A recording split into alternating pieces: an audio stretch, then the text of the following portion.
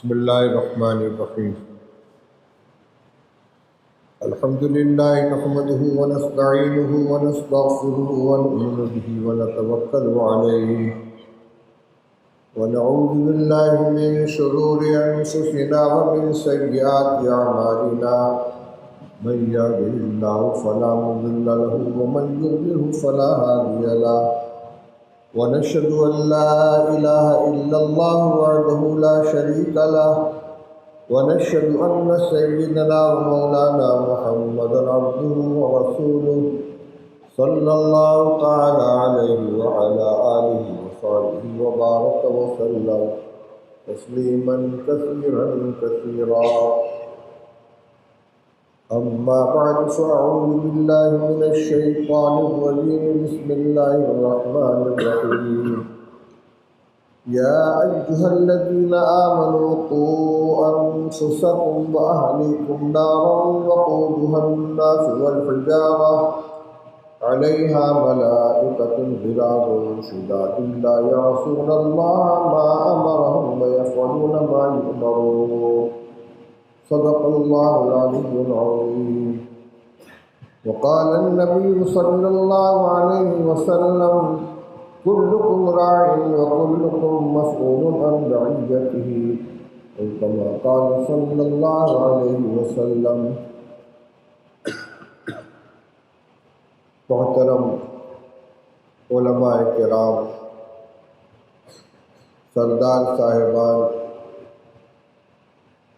ذمہ دار اور سربراہ حضرات، نوجوان دوستوں، پیارے بچوں، کئی سال سے یہ معمول چل رہا ہے رمضان مبارک کے گزرنے کے بعد آپ حضرات کے درمیان تھوڑی دیر کے لیے حاضری ہو جاتی ہے اور کچھ دین کے سلسلے میں، اپنی ذمہ داریوں کے سلسلے میں مذاکرہ ہو جاتا ہے. میں نے ابھی آپ کے سامنے قرآن پاک کی ایک آیت اور نبی کریم صلی اللہ علیہ وسلم کی ایک حدیث پڑھی. آج کی اس مجلس میں اس سے متعلق کچھ بات عرض کرنا ضروری ہے، کیونکہ یہ وقت کا تقاضا ہے اور بہت اہمیت اختیار کر چکا ہے. اللہ جل شانہ ارشاد فرماتے ہیں، تمام ایمان والوں کو مخاطب کر کے بغیر کسی امتیاز کے، بڑا ہو چھوٹا ہو، عالم ہو جاہل ہو، مرد ہو عورت ہو، نیک ہو عام آدمی ہو، سب کو خطاب الذین آمنوا سے، جو بھی ایمان والا ہے سب کو خطاب کر کے اللہ تعالیٰ فرماتے ہیں، اے ایمان والو، اپنے آپ کو اور اپنے اہل و عیال کو اس آگ سے بچاؤ جس کا ایندھن انسان اور پتھر ہوں گے، جس پر ایسے سخت گیر سخت مزاج فرشتے مسلط ہوں گے کہ جو اللہ تعالیٰ کے حکم کی خلاف ورزی نہیں کرتے اور جو ان سے کہا جاتا ہے اسی کے مطابق عمل کرتے ہیں. یعنی ان سے کوئی زور زبردستی کر کے اپنے آپ کو بچا نہیں سکتا. فرمایا بچاؤ اپنے آپ کو اور اپنے اہل و عیال کو آگ سے. آگ سے بچانے کا کیا مطلب ہے؟ کیا کوئی زبردستی آگ میں کود رہا ہے ہمیں پکڑنا ہے؟ تو مطلب سیدھا سیدھا یہ ہے، اس راستے پر چلنے سے بچاؤ کہ جس کی منزل آگ ہے، جہنم ہے، جس کا انجام جہنم میں کا داخلہ ہے. یہ ذمہ داری ہر ایمان والے کی ہے. سب سے پہلے اپنی ذات کو بچائے، پھر اپنے اہل عیال کو بچائے. اگر ہر فرد اپنی ذات کے لیے اور اپنے اہل عیال کے لیے اس ذمہ داری کو اوڑھ لے اور پوری دیانتداری کے ساتھ اس کو ادا کرے تو کوئی گھر خالی نہیں بچے گا. سارا کے سارا معاشرہ انشاءاللہ اس آیت کی برکت سے سدھر جائے گا. ہر وقت اس پر نظر ہوگی کہ ہمارا کوئی عمل اللہ کو ناراض کرنے والا تو نہیں ہے. ایسا تو کوئی عمل نہیں کہ جو جہنم میں لے جانے والا ہو. یہ خطاب ہے تمام ایمان والوں کو، اور یہ ذمہ داری دی گئی ہے ہر مسلمان کو کہ اپنے آپ کو بھی بچاؤ، جہنم میں جانے والے راستے پر چلنے سے اہل عیال کو بھی بچاؤ. اس کے لیے کرنا کیا ہوگا؟ سب سے پہلی چیز یہ کہ بچپن میں بچوں کو دین سکھایا جائے. ان کو ایمان کی حقیقت بتلائی جائے، کلمہ نماز کی تعلیم دی جائے، قرآن پڑھنا سکھایا جائے، عقیدے کی اہمیت سمجھائی جائے، ایمان کی قدر و قیمت ان کے دل میں بیٹھائی جائے، ان کو یہ سمجھ میں آ جائے کہ ہماری سب سے قیمتی دولت ہمارا ایمان ہے۔ اللہ نے ہم کو مسلمان گھرانے میں پیدا فرما دیا، اس کا بہت بڑا احسان ہے۔ صحابہ کرام رضی اللہ تعالیٰ عنہم کو بڑی بڑی قربانیاں دے کر ایمان کی دولت ملی تھی، اور آج بھی اگر اللہ تعالیٰ کسی کے مقدر میں ہدایت لکھ دیتے ہیں اور وہ اپنا باطل مذہب چھوڑ کر دائرہ اسلام میں آتا ہے تو اس کو بڑی بڑی مزاحمتوں کا سامنا کرنا پڑتا ہے۔ خاندان کے لوگ دشمن ہو جاتے ہیں، محلے کے لوگ دشمن ہو جاتے ہیں، شوہر مسلمان ہو گیا تو بیوی مخالف ہو گئی، بیٹا مسلمان ہو گیا تو باپ مخالف ہو گیا، در بدر کی ٹھوکریں کھانی پڑتی ہیں، مکان جائیداد سے محرومی اختیار کرنی پڑتی ہے۔ اللہ کا شکر ہے کہ اس نے ہمیں اس طرح کی تمام آزمائشوں سے محفوظ رکھا، ہمیں مسلمان گھرانے میں پیدا کیا، پیدائشی طور پر ہمیں ایمان عطا فرمایا۔ اس ایمان کی حفاظت کریں، کیسے اپنی جو موجودہ سطح ہے اس کو باقی رکھتے ہوئے آگے بڑھانے کی کوشش کریں۔ اس لیے جو بچہ گھر میں پیدا ہو، جب سن شعور کو پہنچے تو اب اس کے ایمان کی فکر ہمیں کرنی ہے۔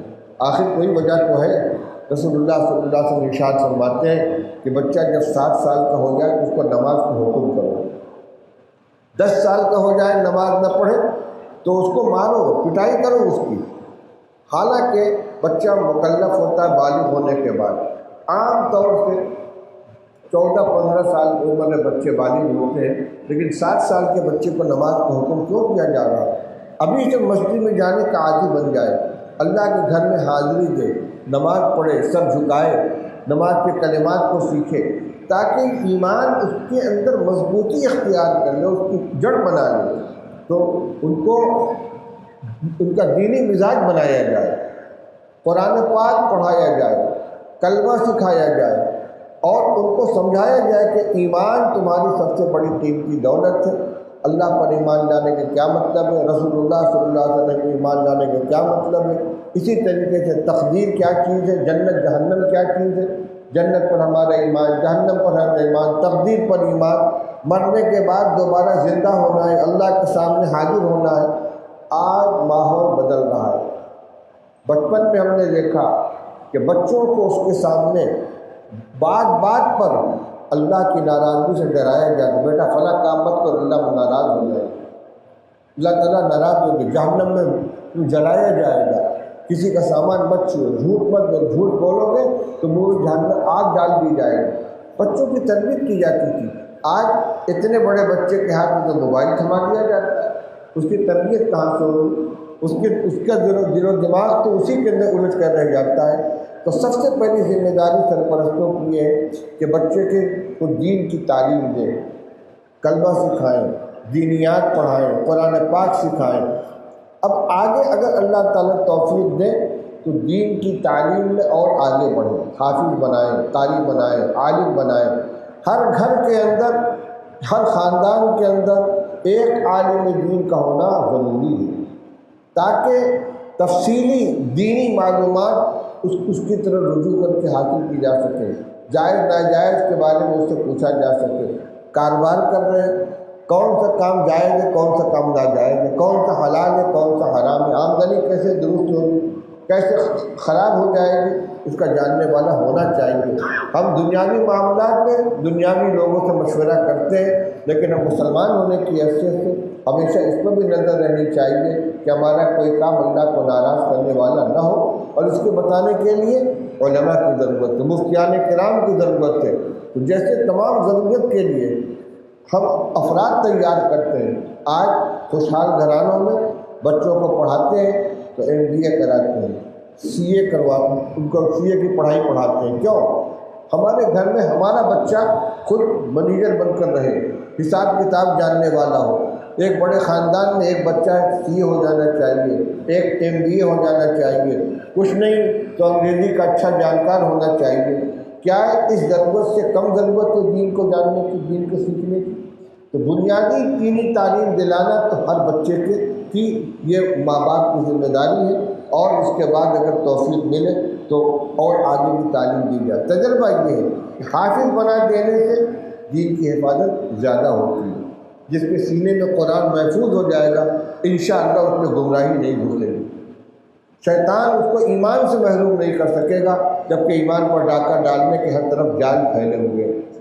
اس کے بعد دوسرا نمبر یہ آتا ہے کہ جب بچہ شعور کی حد کو پہنچے تو ان کی نگرانی کی جائے، کہاں جا رہا ہے، کس سے مل رہا ہے، کس سے اس کے تعلقات ہیں، اس کے مشاغل کیا ہیں، کہاں اٹھنا بیٹھنا ہے، صحبت کیسی ہے اس کی۔ یہ نہیں کہ بچہ بالغ ہو گیا تب وہ بالکل ماں باپ کی طرف سے بے نیاز ہو گیا، ماں باپ کو اس کی نگرانی نہیں کرنی۔ خاص طور سے وہ بچے اور بچیاں کہ جو اسکولوں کالجوں کے اندر تعلیم حاصل کرتے ہیں، ان کی فکر کرنا اس وقت سب سے بڑی ضرورت بن گئی ہے۔ بہت شرمندگی کے ساتھ اس حقیقت کا اظہار کرنا پڑ رہا ہے، اور تمام باشعور لوگ اس کو جانتے ہیں کہ آج بہت بڑی تعداد ہمارے مسلمان بچیوں کی کالجوں میں تعلیم حاصل کرنے والی غیر مردوں کے ساتھ جا رہی ہیں، غیر مسلم نوجوانوں سے ان کے تعلقات پیدا ہو رہے ہیں، گھر چھوڑ کر جا رہے ہیں اور مذہب چھوڑ کر جا رہے ہیں۔ یہ واقعات ہو رہے ہیں، یہ صرف اندیشے نہیں بلکہ واقعات ہیں، حقیقت نہیں۔ آج ہم الحمدللہ اس مجمع کے اندر سارے لوگ موجود ہیں۔ میں نے علماء کرام سے یہ درخواست کی تھی کہ آپ کوشش کریں کہ ہمارے سماج کے ذمہ دار حضرات، سردار صاحبان، مہتو صاحبان اور جو سربراہ لوگ ہیں وہ بھی موجود رہیں، اس لیے کہ ہمیں گفتگو سب سے کرنی ہے۔ میں ایک بات عرض کرنا چاہتا ہوں کہ اللہ تعالیٰ نے جس کو جو صلاحیت عطا فرمائی ہے، اس صلاحیت کو دین کی حفاظت کے لیے اور اللہ تعالیٰ کے احکام کو بجا لانے کے لیے استعمال کریں۔ ہر شخص میں یکساں صلاحیت نہیں ہوتی۔ ہمارے طبقے میں الحمدللہ 50 بلکہ اس سے زیادہ علماء کرام ہیں، پرانے علماء بھی ہیں، نئے فضلہ بھی ہیں، اللہ نے ان کو دین کا علم عطا فرمایا ہے، ان کے علم سے فائدہ اٹھایا جائے۔ ہمارے جو برادری کے قوم کے سردار صاحبان ہیں، جن کو اللہ تعالیٰ نے سربراہی عطا کی، جن کا ہر عمل مؤثر ہوتا ہے، جو دوسروں کے اوپر دباؤ دے سکتے ہیں، دوسروں کو مجبور کر سکتے ہیں، حکم نافذ کر سکتے ہیں، ان کو اپنی طاقت اور اپنی صلاحیت کو استعمال کرنا چاہیے۔ اسی طرح تیسری چیز ہے کہ گھر کے جو سربراہ حضرات ہیں، والدین ہیں اور خاص طور سے والد ہیں، گھر کے بڑے بھائی ہیں، چچا ہیں، جن کا گھر کے اندر ہولڈ ہے، اگر یہ تینوں حضرات آپس میں تعاون کا جذبہ پیدا کر لیں، اس کی بہت بڑی ضرورت ہے۔ افسوس اس بات کا ہے کہ آپس میں رابطہ نہیں ہے۔ سردار صاحبان کو اللہ نے یہ مقام عطا فرمایا ہے۔ ابھی میں نے ایک روایت پڑھی ہے، رسول اللہ صلی اللہ علیہ وسلم نے ارشاد فرمایا کہ کلکم راع وکلکم مسئول عن رعیتہ، تم میں کہ ہر شخص ذمہ دار ہے اور ہر ایک سے اس کے ماتحت کے بارے میں سوال کیا جائے گا۔ اس کے بعد رسول اللہ صلی اللہ علیہ وسلم نے اس حدیث کی تشریح فرمائی ہے، اور اس میں ایک جملہ یہ بھی ہے فالامیر راع علی رعیتہ وہ مسئول عن رعیتہ، جو امیر ہے، جو سردار ہے، وہ اپنے ماتحتوں کا ذمہ دار ہے، اس سے اس کے بارے میں سوال کیا جائے گا۔ اب برادرانے کے مسائل کے اندر شادی کیسے ہوگی، مہر کتنا ہوگا، خرچہ کتنا دیا جائے گا، نکاح طلاق کا مسئلہ کیسے نپٹایا جائے گا، اس میں یہاں اپنی صلاحیت کو استعمال کرتے ہیں۔ آپس میں کوئی جھگڑا ہو جائے تو اس کا فیصلہ کرتے ہیں، بڑے بڑے مسائل کو حل کرتے ہیں۔ میرے بھائیوں اور میرے بزرگوں، سب سے زیادہ اہم یہ ہے کہ آپ اپنی صلاحیت کو اس طوفان سے بچانے کے لیے استعمال کریں۔ یہ مسئلہ بہت آگے بڑھ چکا ہے اور اس کے لیے تینوں طبقے کا تعاون ضروری ہے۔ علماء کرام اور نوجوان افراد جذبہ رکھتے ہیں، دل کے اندر کام کرنا چاہتے ہیں، ان کو کچھ بنائی کی ضرورت ہے، ان کو سرپرستی کی ضرورت ہے۔ ہمارے بڑے ان کا تعاون کریں، ان کی سرپرستی کریں، یہ ان سے ملاقات کریں تو ان کی بات کو سنیں، یہ مشورہ دیں تو ان کے مشورے کو سنیں، ان سے جو تعاون مانگیں ان کو تعاون کریں۔ اور اس کے بعد کام بنتا ہے ہمارے گھر کے جو افراد ہیں، جنہوں نے اپنی بچیوں کو اسکولوں کے اندر کالجوں کے اندر داخل کر رکھا ہے جہاں مخلوط تعلیم ہوتی ہے. میں کسی کالج کا نام نہیں لوں گا لیکن علاقے میں بڑے بڑے اطراف کے اندر کالج یونیورسٹیاں موجود ہیں. بچیاں وہاں اعلیٰ تعلیم حاصل کر رہی ہیں اور ان کے تعلقات غیر مسلم نوجوانوں کے ساتھ ہو رہے ہیں اور وہ گھروں سے جا رہے ہیں. یہ ہماری جو ٹیم ہے نوجوانوں کی علماء کی جو اس پر کام کرنا چاہتی ہے، ان کا کام یہ ہے کہ وہ اس کی نشاندہی کریں، پتہ چلائیں کون سی بچی کس راستے کے اوپر جا رہی ہے، اور اس کے بعد ان کے والدین سے ان کے گھر والوں سے ملاقات کر کے ان کو متنبع کیا جائے، آگاہ کیا جائے. اور وہ صفائی نہ دیں کہ میری بچی کے بارے میں آپ ایسی بات کیوں کہہ رہے ہیں، یا اس سے آگے بڑھ کر بعض نادان بھی کہہ دیتے ہیں کہ میری بچی آزاد ہے تو آپ کو کیا پریشانی ہے. بھائی پریشانی یہی کہ اللہ نے ہم کو علم دین دیا ہے، ہماری یہ ذمہ داری ہے کہ ہمارے معاشرے کے اندر کوئی غلطی ہوگی تو ہم اس کو اس کی نشاندہی کریں گے. اور پھر اس سلسلے میں ہمارے جو سردار صاحبان ہیں، بھارتو صاحبان ہیں اور ان کی مجلس کے اندر بیٹھنے والے ذمہ دار حضرات ہیں، وہ اس پر دباؤ بناؤ، آزاد نہ چھوڑ دیں. یہ طوفان جو آ رہا ہے غیر قوموں کی طرف سے ایک پلاننگ ہے، پورا نقشہ بنا ہوا. مدت سے یہ چیز چل رہی تھی اور اس وقت اس پہ بہت زور دیا جا رہا ہے کہ مسلمان لڑکیوں کو غیر مسلم گھرانوں کے اندر لایا جائے، ان کا مذہب بدلا جائے، ان کی عزت اور ان کے ناموس کو پامال کیا جائے، ان کے ذریعے اپنے بچے پیدا کرائے جائیں. جو چیزیں میڈیا میں آ رہی ہیں میں اس کا تذکرہ آپ کے سامنے کر رہا ہوں. کس قدر بے غیرتی کی بات ہے، بے شرمی کی بات ہے کہ ہماری بچیاں غیروں کے ساتھ چلی جائیں، دین دھرم سے بھی ہاتھ دھو بیٹھے، عزت آبرو ان کی پامال ہو جائے اور ہم اس کے بارے میں کچھ سوچنے کے لیے تیار نہ ہوں. اس سلسلے میں ہمارے طبقے کے تمام ذمہ داروں کو، علماء کو، نوجوانوں کو ساتھ لے کر اور اس پر غور کرنا چاہیے، مشورہ کرنا چاہیے، پلان بنانا چاہیے، طریقہ عمل طے کرنا چاہیے. اور جو نوجوان، جو عالم، کام کرنے والے ٹیم کے جو افراد آئیں اور وہ نشاندہی کریں کہ فلاں گھرانے کی فلاں بچی کے سلسلے میں ہم کو یہ اطلاع ملی ہے تو اس کو نظر انداز نہ کریں. اگر جس پیمانے پر غیروں کی طرف سے گمراہی پھیلانے کی اور ایمان کو لوٹنے کی کوشش ہو رہی ہے، اگر اسی طاقت کے ساتھ ہم مزاحمت نہیں کریں گے تو اپنے بچوں کا اور اپنے بچوں کا ایمان بچا نہیں سکیں گے. ہم صرف اسی کے خلاف نہیں ہیں، ہم اس کے بھی خلاف ہیں کہ کوئی مسلمان لڑکا اپنے گھر کے اندر کسی غیر مسلم لڑکی کو لے آئے، لیکن ایسا ہمارے معاشرے میں نہیں ہو رہا ہے، لیکن اس کے برخلاف ہو رہا ہے. دیکھیے تعلیم دلانا منع نہیں ہے، لیکن اگر آپ نے اس خاردار وادی کے اندر قدم رکھا ہے اور آپ کو شوق ہے کہ اپنے بچے کو اعلیٰ تعلیم دلائیں گے تو آپ کو اس کے پورے بندوبست کرنا پڑے گا. بچی گھر سے نکلے، سرپرست اس کے ساتھ جائیں پہنچانے کے لیے، اس کو لیوانے کے لیے، وہ آزاد نہیں ہونی چاہیے. یہ تو ایک شوق پورا کیا جا رہا ہے، ورنہ ہمارے یہاں بچیاں دفاتر کے اندر کام نہیں کرتی، ان کو ملازمت نہیں کرنی. ہمارا معاشرہ الحمدللہ خود کفیل ہے، گھروں میں ان کو اس کی ضرورت نہیں کہ خود کما کر لے آئیں، خرچ کریں.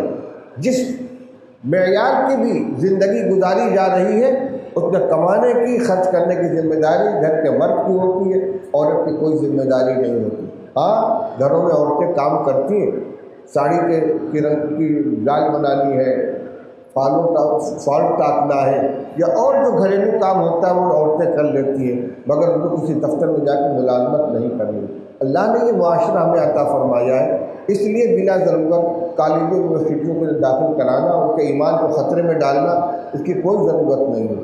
مولانا اشرف علی صاحب تھانوی رحمۃ اللہ علیہ بہشتی زیور مرتب کی تھی اسی مقصد کے لیے کہ اگر بہشتی زیور کسی بچی کو اطمینان کے ساتھ پڑھا دیا گیا اور پھر بچی نے ہمارے مدرسوں میں درجہ 5 تک پرائمری کی تعلیم حاصل کر لی تو بقدر ضرورت ہندی، انگریزی اور حساب لکھنا پڑھنا اس کو آ جاتا ہے، اپنی ضرورت کی چیزیں نوٹ کر سکتی ہے، مسائل بہشتی زیور میں پڑھ لے گی. اور اگر عالم کی تعلیم دلانی ہے تو جہاں عالمات کی تعلیم ہوتی ہے بچے کو وہاں داخل کیجیے، اس کو عالمہ بنائیں گے، حافظہ بنائیں گے، تاکہ اعلیٰ تعلیم بھی ہو جائے لیکن دین کے راستے کی ہو.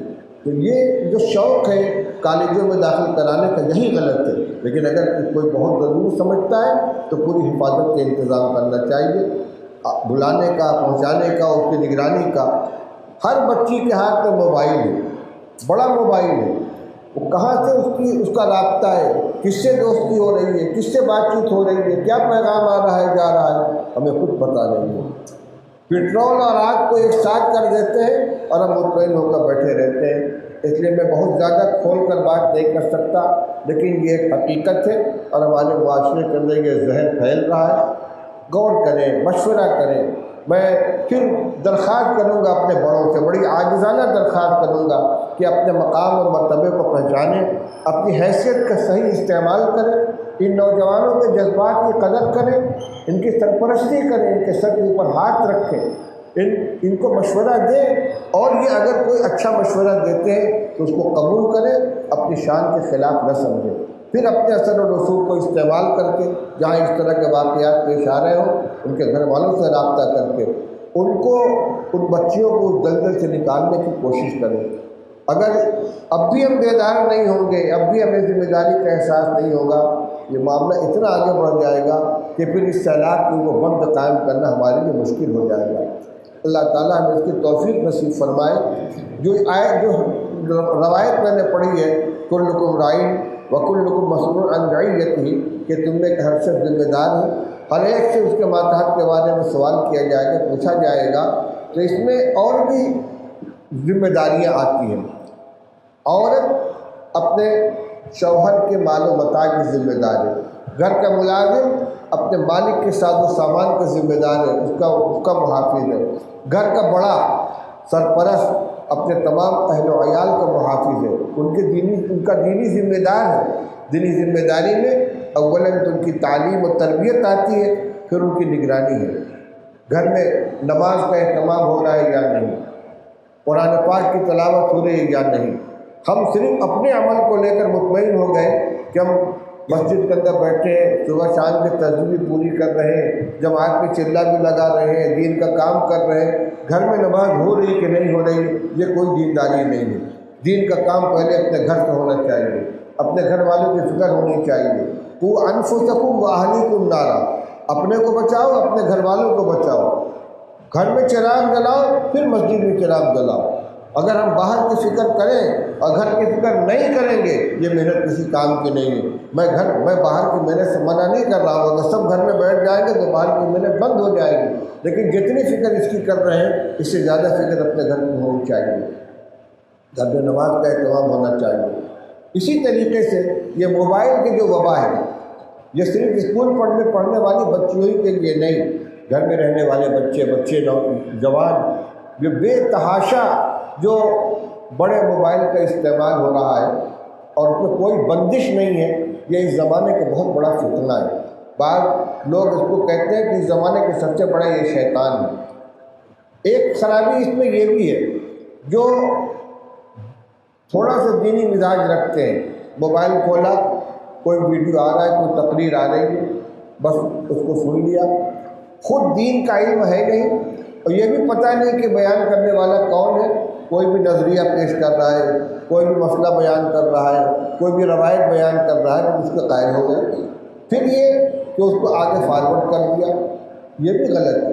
رسول اللہ صلی اللہ علیہ وسلم نے ارشاد فرمایا، کفیٰ بالمرء کذبا ان یحدث بکل ما سمعہ، آدمی کے جھوٹا ہونے کے لیے اتنا کافی ہے کہ جو کچھ سنے اس کو آگے کو چلتا کر دے، یعنی یہ جان کر نہیں کہ یہ جھوٹ ہے، جو سنا اس کو آگے چلتا کر دیا۔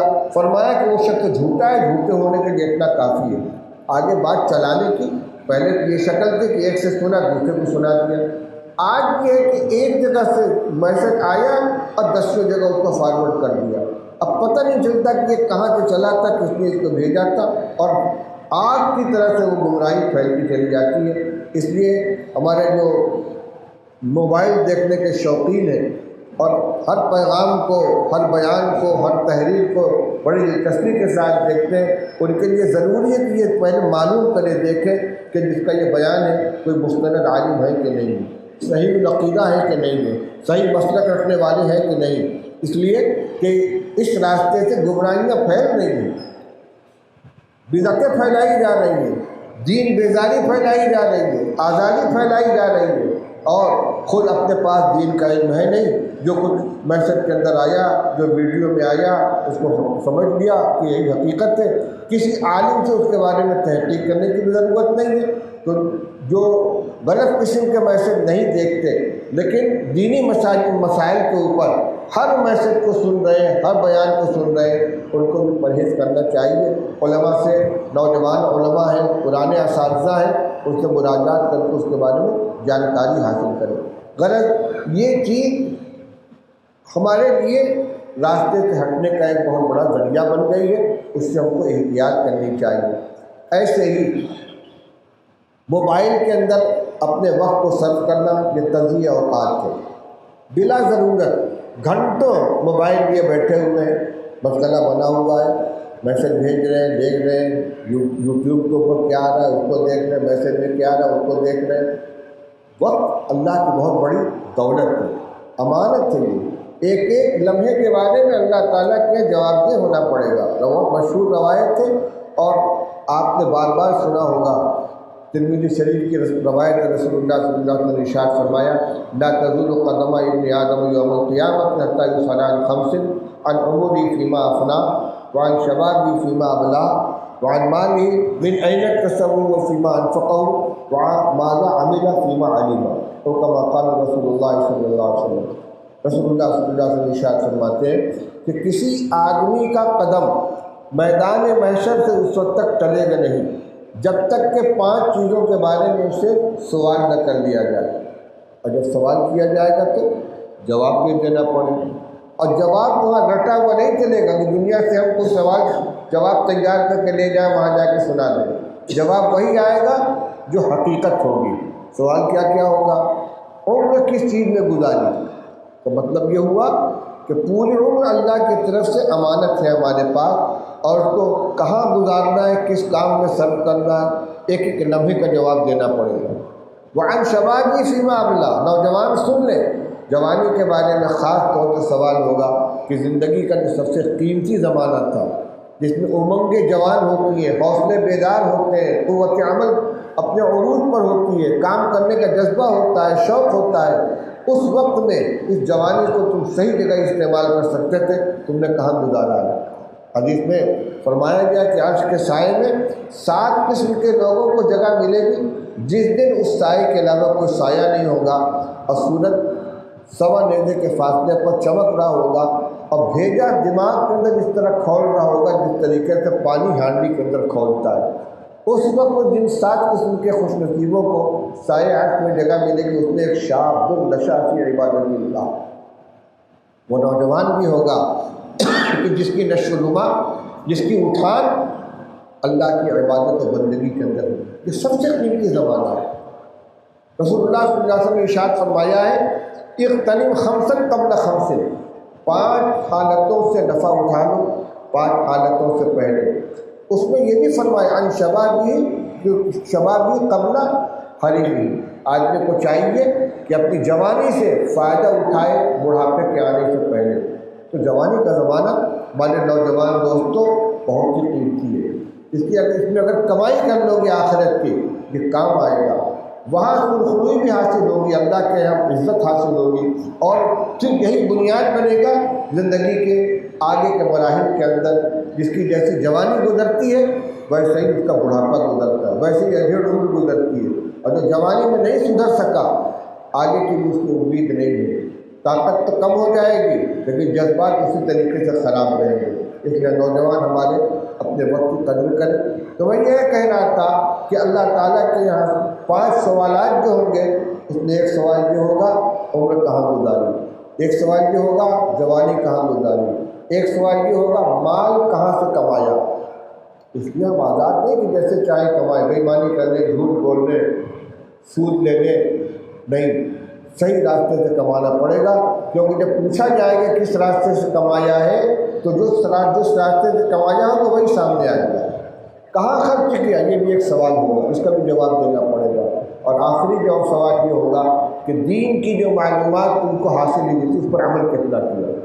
इसलिए हम जहाँ बैठे हुए हैं आज, और جمعہ کے بیان میں، جلسوں میں، نماز کے بعد کتابوں کی تعلیم میں، مذاکرے کی مجلس میں جو باتیں دین کی ہمارے علم میں آتی ہیں، ہم اس کے سلسلے میں جواب دہ ہوں گے کہ دین کی جتنی معلومات تم کو حاصل ہوئی تھی اس پر عمل کتنا کیا۔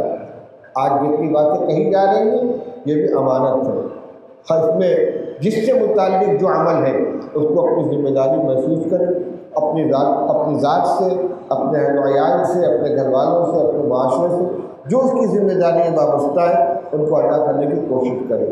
جو بات میں نے شروع کی تھی اس کا پھر اعادہ کر دوں کہ بھائی رمضان مبارک کا مہینہ گزر گیا، ماحول کی برکت سے الحمدللہ نمازوں کا بھی اہتمام ہوا، تلاوت کا بھی اہتمام ہوا، لیکن رمضان مبارک گزر جانے کے بعد اپنے معمولات کو ہمیں ترک نہیں کرنا چاہیے۔ نماز پنجگانہ کا اہتمام اسی طریقے سے رہے، نگاہوں کی حفاظت کریں، زبان کی حفاظت کریں، گناہوں سے اپنے آپ کو بچائیں۔ دیکھیے رمضان کے اندر جو کچھ کرتے ہیں اس کی وجہ سے برکت بھی رہتی ہے اور قلبی سکون و چین بھی ملتا ہے۔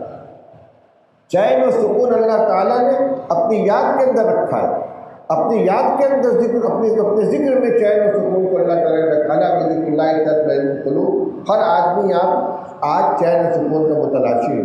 اگر ہم چاہتے ہیں کہ قلبی سکون حاصل ہو، دل و دماغ مطمئن رہے، اللہ کی رحمت ہماری طرف متوجہ ہو، تو کوئی بڑی قربانی نہیں دینی ہے۔ وہی کام جو ہم رمضان میں کرنے لگتے ہیں، نماز 5 وقت کی مسجد میں آ کر پڑھیں، تھوڑا سا وقت نکال کر قرآن پاک کی تلاوت کر لیں، اللہ توفیق دے تو کچھ ذکر و تسبیح کا اہتمام کر لیں، دعاؤں کا اہتمام کریں، اپنے گھر کے ماحول کو ٹھیک رکھنے کی کوشش کریے کہ گھر میں جو قرآن پڑھا جا رہا ہے کہ نہیں پڑھا جا رہا ہے، تلاوت ہو رہی کہ نہیں ہو رہی ہے، بچے بچیاں عورتیں نماز پڑھ رہی کہ نہیں۔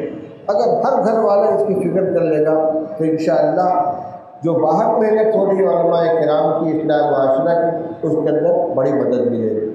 ایک بات آخری کہہ کے میں ختم کرتا ہوں، جس طرح ضرورت ہے آج ایمان کی حفاظت کے لیے علماء کرام اور سماج کے ذمہ دار لوگوں کے درمیان تعاون کی، بالکل اسی طریقے سے بہت سے غلط قسم کے رسم و رواج ہیں چلے آ رہے پرانے زمانے سے، اور ان کی طرف ذہن منتقل نہیں ہوتا۔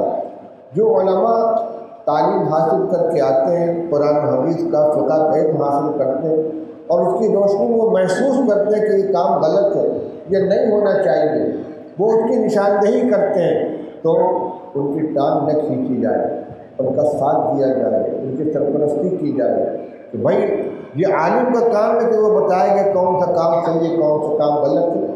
اب جن کے ہاتھ میں نافذ کرنے کی طاقت ہے، جو ان کی ذمہ داری ہے، دینی ذمہ داری ہے، منصبی ذمہ داری ہے کہ اس کے اندر رکاوٹ نہ ڈالے بلکہ وہ عامل بنے۔ انشاءاللہ اسی طریقے سے معاشرے کی اصلاح ہوگی، غلط رسم و رواج اور بہت سی غلط چیزیں جو ہمارے معاشرے میں پھیلی ہوئی ہیں وہ ختم ہوگی۔ اللہ تعالیٰ ہم سب کو عمل کرنے کی توفیق عطا فرمائے، اور رمضان مبارک کی جو مبارک گھڑیاں گزری ہیں اس کی وجہ سے جو تھوڑا بہت مزاج بنا ہے اس کو باقی رکھنے کی ہم کوشش کریں، اور اللہ تعالیٰ اس میں ہماری مدد فرمائے۔